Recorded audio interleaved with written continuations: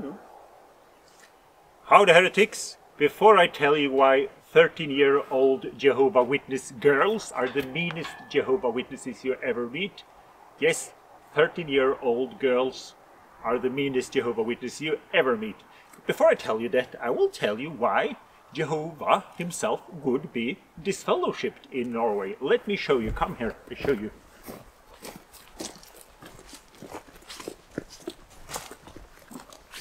Maybe if you stay there. As you see here, I'm building an add-on to my house. This should have been done by now, but I spent 1 month this year planning protests, so you're welcome. It takes a lot of time. But I'm building this add-on, and now I have to cost like $1,000 to put this plastic here. It looks like plastic, but it's not plastic. It is a thing that protects me from radioactive gas. In Norway we have radioactive gas seeping from the ground, and if you live in a house where you allow this gas to go inside, it is the same health danger to a human as smoking cigarettes. But this is created by Jehovah. Is it okay to criticize him? Jehovah Witnesses say nay, because they get a fear. Every time they think the thought that God might do something wrong, they get afraid, because they are told that God will kill them if they disagree about something. But seriously, the rules should be the same for everyone. If I can't smoke because I am putting secondhand smoke in someone else's lung and that makes me a murderer, wouldn't God in all his wisdom not put radioactive gas seeping from the ground in Norway? And if a Jehovah Witness watching this, they will say, well, maybe it's because of the fruit incident 6,000 years ago. Someone ate fruit, and since they ate fruit, they became allergic to radioactivity. Really? Is that what you believe? It is. I checked it. However, imagine if I would go to court as an entrepreneur and say, well, it seems like the air in the house I build was radioactive and people died, but Your Honor, keep in mind that his great-great-great-great-great-great-great-great-great-grandma ate fruit 6,000 years ago. I would not win that court case. You can't blame fruit 6,000 years ago. Anyway, that's what Jehovah Witnesses do. And they say, if Adam did not eat fruit 6,000 years ago, then it would be okay for human beings to breathe radioactive gas. Well, with that logic, it would also be okay for Adam to smoke tobacco. I know people that say that smoking tobacco smells good and it's enjoyable. I'm not going to find that out. But if your Jehovah Witness religion is true, and Jehovah shouldn't be disfellowshipped for creating radioactive gas, and he didn't warn us about it in the Bible,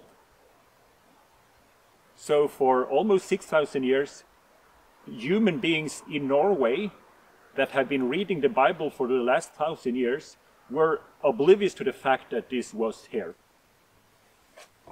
I would call that criminal neglect, but Jehovah Witnesses think it's okay for God whatever he does. But the interesting thing now is, if it's okay for Adam to breathe radioactive gas prior to the fruit incident, then it would probably be okay for him to smoke tobacco, marijuana, crack cocaine, and other stuff. So the Jehovah Witness paradise would be radioactive gas, tobacco, and snorting cocaine. Now it starts sounding fun. Much more fun than those lions. Anyway, why would I say that Jehovah Witness girls are the meanest ones in existence? Well, I can show you. Let's... Is there a place where you can see me good? I do a lot of peaceful protesting outside Jehovah Witness conventions. Hashtag all religions must. All religions must respect human rights. And I came home from a really wonderful protest in London, and one of our signs this year say, children have the right to do their own research, which they do. But Jehovah Witnesses control their members with fear. They are afraid of doing research. They're afraid of leaving the organization. So as a child, I remember I was afraid and ashamed of wanting to do my own research. And that's why it's such a powerful sign to show children that they have the right. If they do it, that's their choice. If they come to a different conclusion than me, that's also okay. I just want them to know that they have the right to do it. And one of my favorite experience of this protest season was a cute black 9-year-old girl. She was looking at the sign that says children have the right to do their own research, and she was standing like this reading the sign, angry at apostates. Jehovah Witnesses don't like those that leave their religion and call us apostates. She was looking at the sign, and then she looked at me like this and said, I have done my own research. And she stomped with her foot. That's a cute kid, and I hope she keep doing her research.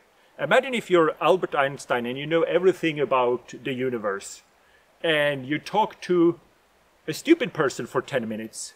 Will you no longer be Albert Einstein afterwards? Of course, you will still have the knowledge that you had prior to that conversation. So if Jehovah Witnesses, they have the truth, and they are correct about everything, they are correct about 1914, and they do the research, what harm would that be? If they're correct, they're correct. They would just know it better. Jehovah Witnesses believe that Jesus appeared invisibly in 1914, and in 1919 he elected the governing body to be his only representative on earth. Research that, find the proof, live a happy life. But I had this protest now, and Jehovah Witnesses, they don't like apostates, and they would feel better if I'm wrong. They don't want to check if I'm wrong. They just want to feel better. But there were some girls, 13-year-old girls, and they come up and say, why don't you want to be a Jehovah Witness? And I said, I don't believe in the mythology. Because I think all religions are mythology. If you're a religious person, you probably agree that other religious people believe in mythology. But when you believe, if you're a Jehovah Witness, you believe, because it's in Revelation, check it up, that Jesus dressed up as a farm animal when he talked to God. It's in Revelation, he dressed up in sheep drag. Jesus Christ in sheep drag in front of Jehovah. Check it up. I would call that mythology. You call it the truth. But it's your religion, it's not mine, and I'm allowed to make fun of it. Anyway, so the girl asked me, why don't you want to be a Jehovah Witness? And I said, I don't believe in the mythology. And they said, what's mythology? So first thing that came to my mind, I said, Jehovah Witnesses believe in a talking donkey. Because they do, look at this picture, they do believe in a talking donkey. But the girls didn't know that Jehovah Witnesses believe in a talking donkey. So they just say, we don't believe in a talking donkey. So the rest of the day I had a growing number of 13-year-old girls that were really mean to me. They were standing making fun of me and say, the apostates say that Jehovah Witnesses believe in a talking donkey. And they were ridiculing me for a few hours. They're 13-year-old girls. But Jehovah Witnesses do believe in a talking donkey. Check it up. If you're Jehovah Witnesses, this is the talking donkey you believe in. So there was a man called Biliam that was a prophet of Jehovah, and he did exactly what Jehovah wanted him to do. And then Jehovah changed his mind, and Biliam did exactly what he wanted him to do. And then Jehovah changed his mind, and yet again, Biliam did exactly what Jehovah wanted him to do. And then Jehovah changed his mind, and Biliam did exactly what he wanted him to do. This repeated itself 6 times until God said, go up. And Biliam did exactly what Jehovah wanted him to do. And since Biliam did exactly what he wanted him to do, God sent an invisible angel to kill him for doing exactly what God wanted him to do. But then, God made the donkey tell Biliam that God was going to kill Biliam for being obedient. And then a little back and forth, and then God told Biliam that, no, you should go. So remove the angel, the donkey was no longer talking, and he went up and did exactly what God wanted him to do. Biliam got new orders from Jehovah 8 times. 8 times Jehovah changed the plan, and 8 times Biliam was obedient, and believe it or not, he was killed for disobedience. But at least there was a talking donkey. Because whenever an angel appears invisibly, it's a good thing to have a talking donkey. That's why I don't believe in the governing body's claim that they were elected in 1919, because they don't have a talking donkey. You need 2 witnesses, and I guess both of them can be talking donkeys. If Jehovah Witnesses had 2 talking donkeys, I would believe in the religion. But they don't even have 2 talking donkeys that can confirm that Jesus appeared invisibly in 1919. Do you want to be a talking donkey? Do you want to be a talking horse? I say nay. So, in JW event, they have shown that there will be several conventions next year. Several conventions. Special conventions. That's the same as the international convention, just different branding. But it basically means that they kind of make money, allegedly. I have no way to check this, but they arrange hotel and travel, and people believe that Watchtower get the kickback. Anyway, there will be those great conventions, and I love protesting outside international convention because the Jehovah Witnesses are so happy. And when you're happy, you cannot be angry at the same time. And that's why I'm so good with protesting outside the convention, because I give them no reason to be threatened, no reason to be angry. So the Jehovah Witnesses, they're happy, and they see me, and they keep being happy. And that makes a hole in the Jehovah Witness doctrine that there is no life outside the Watchtower. Because look at this. There's some problems on my farm. There's some clay, dirt. I have some vegetables. But it's also a paradise with beautiful vegetables and a nice worldly woman that sometimes scratch my belly. It's a beautiful world. That's why I try to make the videos with goats. So people, when they go through the depression it is to leave a cult, they see you're leaving to something. There is something. You have to make your own paradise. There's no longer a person that kills everyone on the planet and say, here's your paradise, now be happy for 1 billion years. No, there's radioactive gas and there's taxes need to be paid, but there is a beautiful paradise. So when we just protest outside the convention and we smile and the witnesses are happy, good for them. And we are happy, good for us.